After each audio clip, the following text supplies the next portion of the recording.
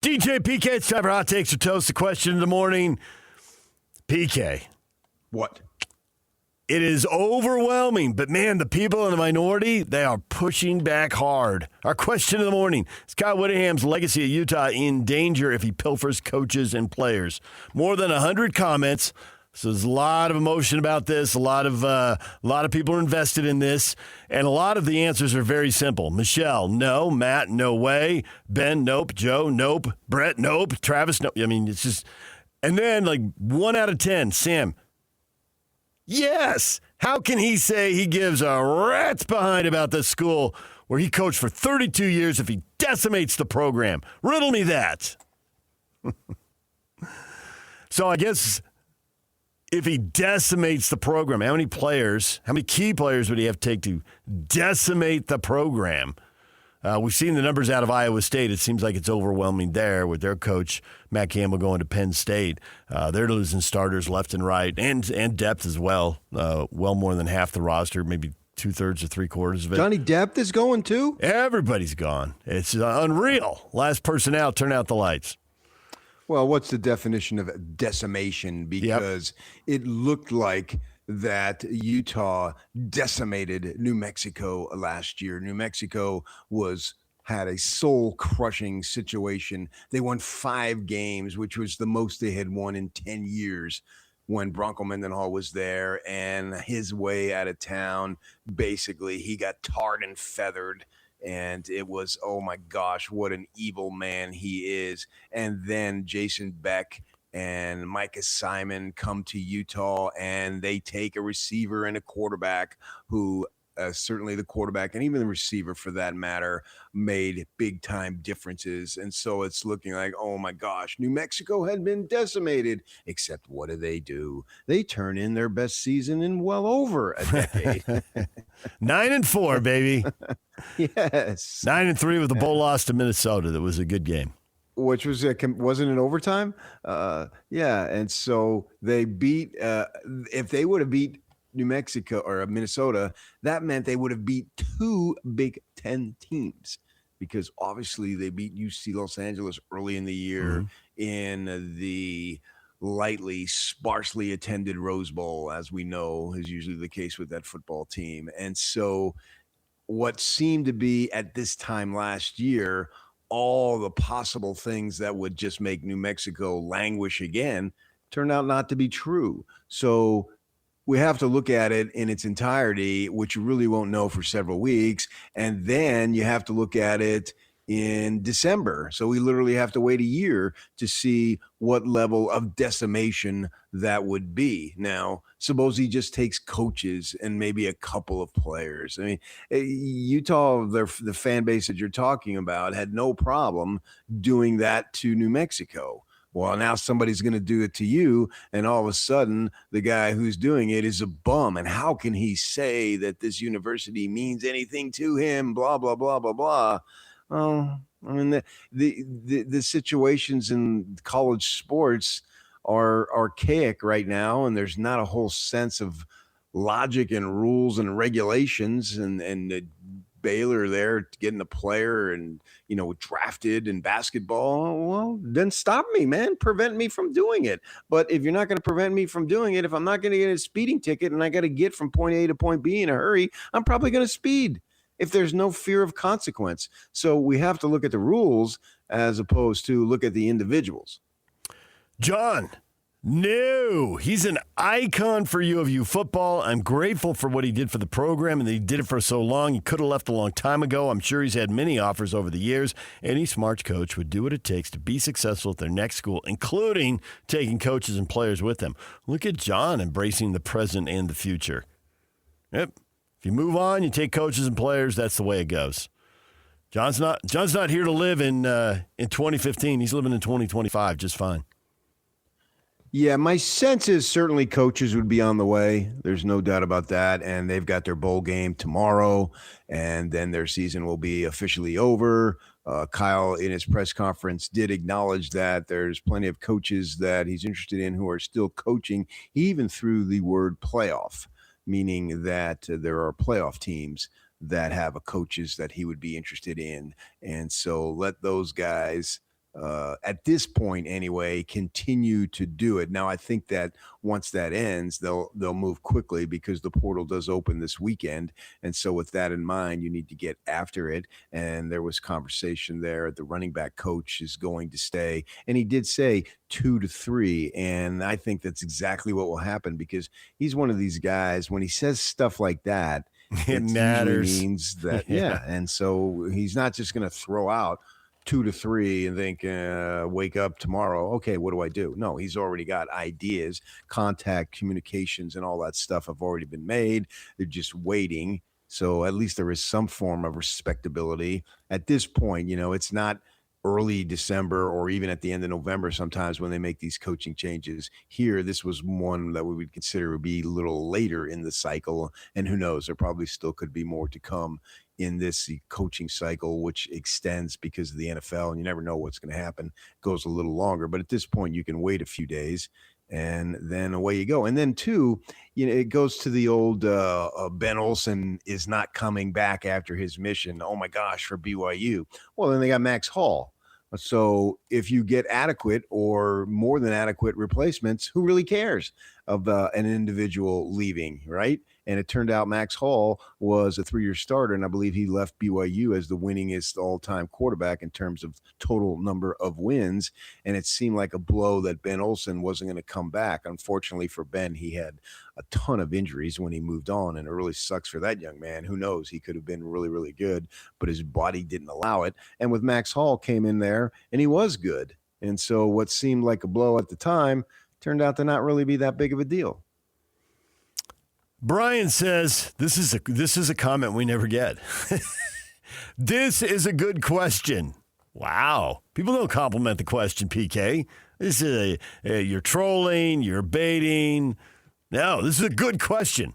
I would say that Kyle's earned the right to access his work product and staff if they choose to go. I think it'd be appropriate for Morgan to build his team and legacy and not be saddled with someone else's. I wish him both success. Well, I certainly wish them both success, too. There's no question about that.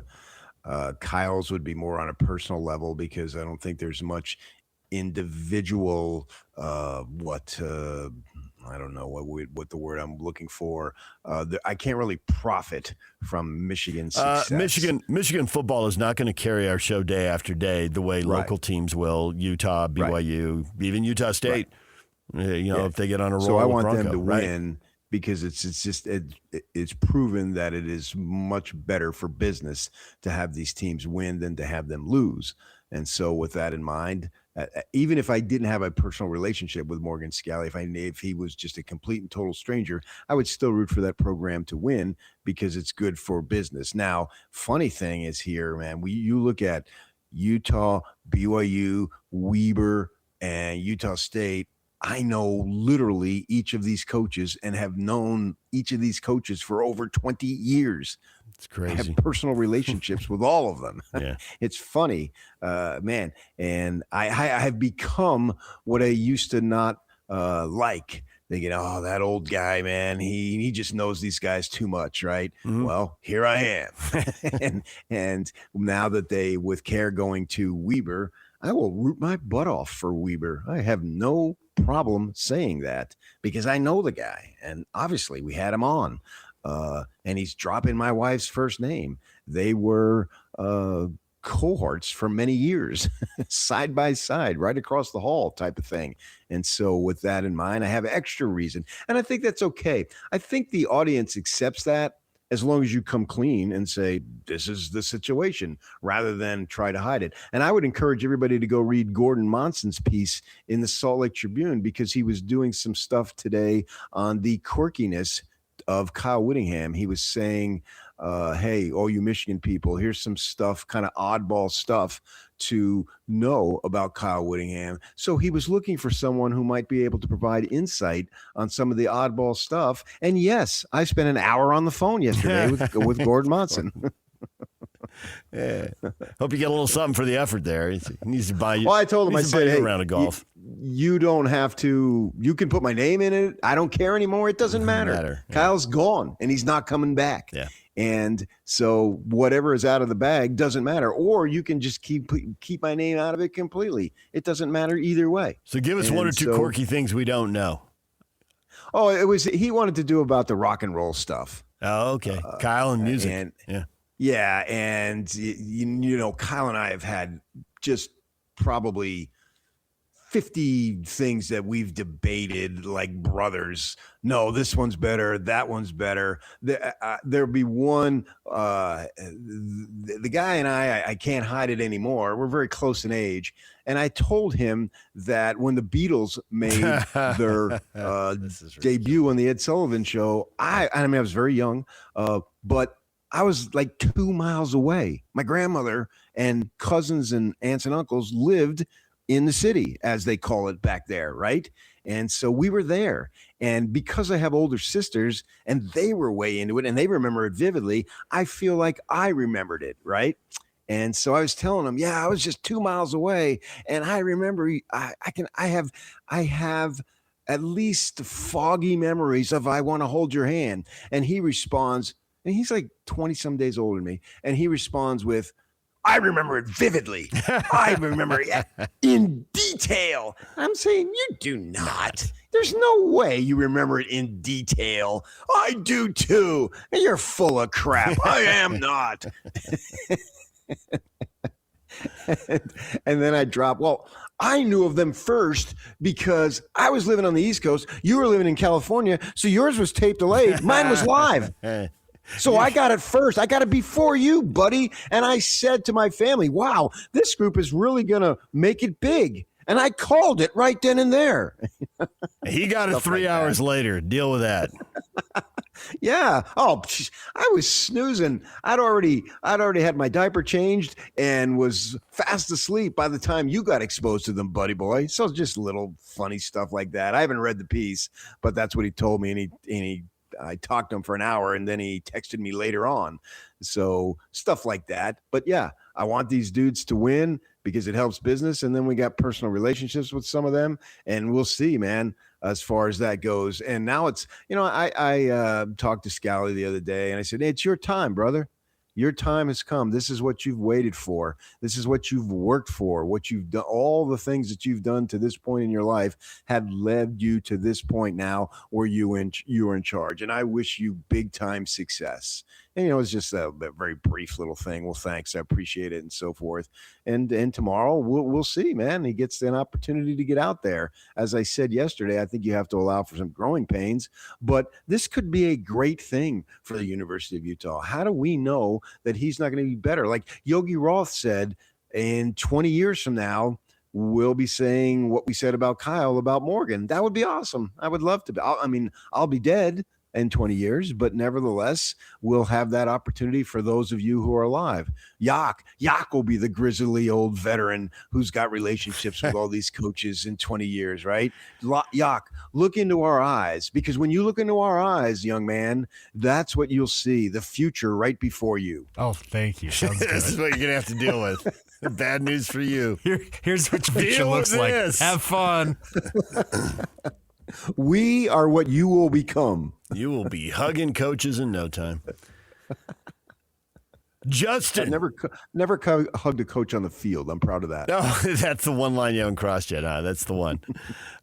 Justin channels one of your favorite coaches, Bill Parcells. Legacy is written in Kyle's record. If he wins at Michigan, it only magnifies it. You are what your record says you are. When you start stacking up more than 100 wins, what are you going to say? It's pretty much written at that point. The one thing I'd throw in there, DJ, is what type of winning, because we all have no doubt that he'll win at Michigan. You've really got to screw it up not to win, right? I mean, all the advantages that you're going to have. So what is the definition? What is the acceptable definition of winning at Michigan? Because clearly the definition of winning at Michigan is different than it is in virtually every other place, right? They've had guys, when I see I'm talking about that type of program, not necessarily individually, who've won 9 games and be thought of, you got to go. We're done with you. We just saw it with James Franklin, right?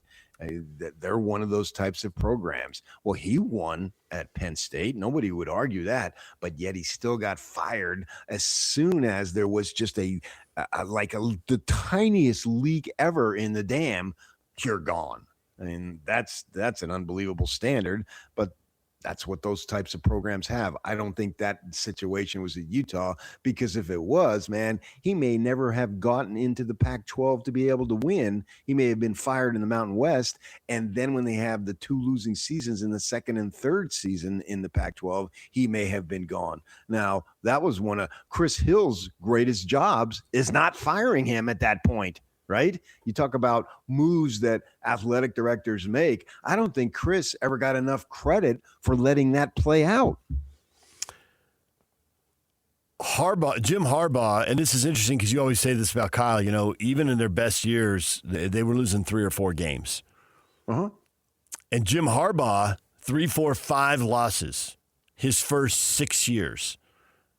They always had those losses. Now, he was a Michigan guy, right? Former quarterback, and they wanted him, and he had the success at Stanford. So maybe he gets a little more grace and in the NFL. He gets a little more grace and a longer leash than Kyle, who did not play quarterback at Michigan.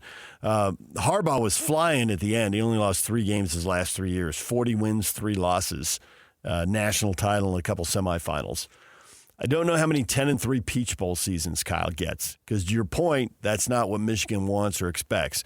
They're coming off 9-3 this year, and you can argue, they lost 3 times to marquee teams that have built-in advantages the way they do. They lost to Oklahoma early, they lost at USC, and they lost to Ohio State. They didn't play Indiana, they didn't play Oregon, and they pretty much handled the Michigan State portion of their schedule. That's the bare minimum. Sharon Moore, he might be in trouble. Now, we had no idea, at least I did, and I don't think most of us on our side of the country had any idea about all the other nonsense that went on, right? But I'm wondering if there was a decent portion of the Michigan fan base, we got to make a change here, man. Yeah, big deal. We beat whomever, the Purdue's of the world.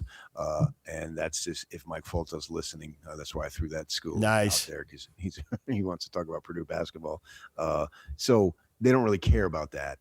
In a way, Kyle is walking back to the future in a sense, in terms of when he was in the Mountain West, and did you beat BYU and did you beat TCU? Right. We already know you're going to beat the rest of the teams, right? What do you do against those programs? That's what's going to determine your level of success that season, because you're just way better than all those. U of U had risen to the point where we know if they're playing CSU, Wyoming, and so forth, they're going to win that game most likely. It's just a matter of by how much. And what is it against BYU, TCU? Those were the things. Well, that's basically at a much higher level, obviously, what he's going to have at Michigan. Brady Hoke lasted 4 years. And he went 31-20. 4 years gone at 31-20. That's not good enough. Rich Rodriguez only lasted 3 years. He went 15-22. Ooh. I know, right? Ooh. That's with no connections to the program. No, and he was 6-18 in the Big Ten.